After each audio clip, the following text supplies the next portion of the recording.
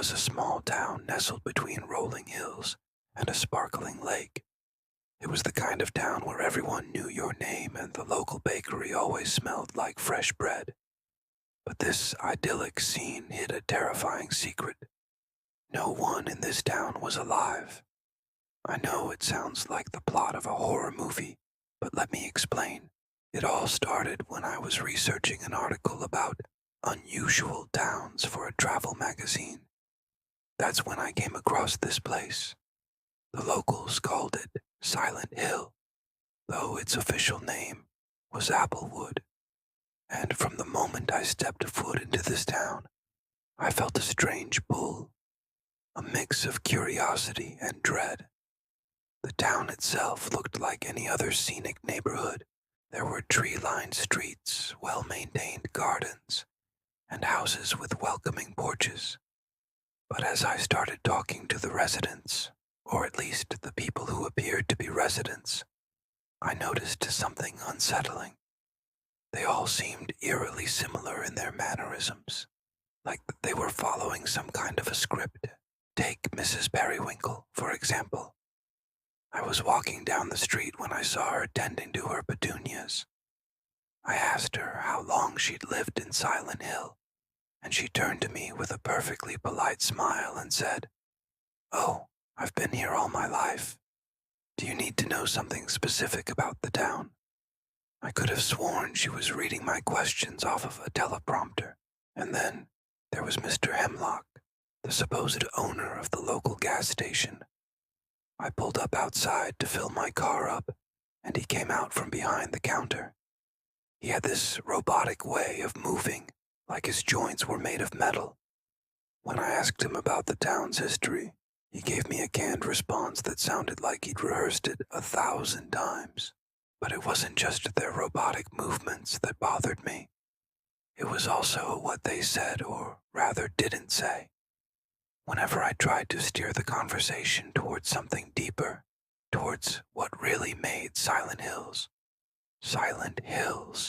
they would either give me a strange look or change the subject quickly. For instance, when I asked Mr. Hemlock if he'd seen any ghosts around town, since, it's supposedly haunted, he replied, "Nope, not me. Say, you wouldn't happen to have any gum, would ya? Always run out right when I need it." It was then I decided to visit the one place the townspeople couldn't avoid, the local library. Surely there I'd find some answers. And I did. In the town's archives, I found records of Silent Hill's founding, records of its growth, records of its residents. And that's when I made the horrifying discovery. All the founding documents, all the growth records, they were all from the 1800s. And when I looked through the resident records, I realized that every single person in this town, every living, breathing, or rather non-breathing person, had been born in the 1800s and died in the 1950s. To confirm my suspicions, I went to the local cemetery.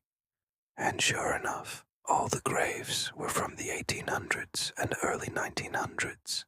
I was starting to piece things together. This town wasn't just haunted. It was empty. The people who lived here weren't living. They were ghosts, remnants of a time long past. And the scariest part, they seemed happy. They were content in their little town, oblivious to the fact that they were dead. I don't know how long I stood there, staring at the fake smiles of the townspeople, listening to their hollow laughter. But eventually, I had to leave. I needed to get back to reality. As I drove away from Silent Hill, I couldn't help but feel a sense of sadness, not for myself, but for the townspeople.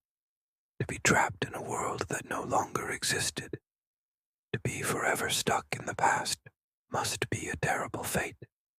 I never went back to Silent Hill, but sometimes in my nightmares, I hear the echo of their laughter, and I see the glimmer of their dead eyes. If you ever find yourself in a situation like mine, always trust your instincts.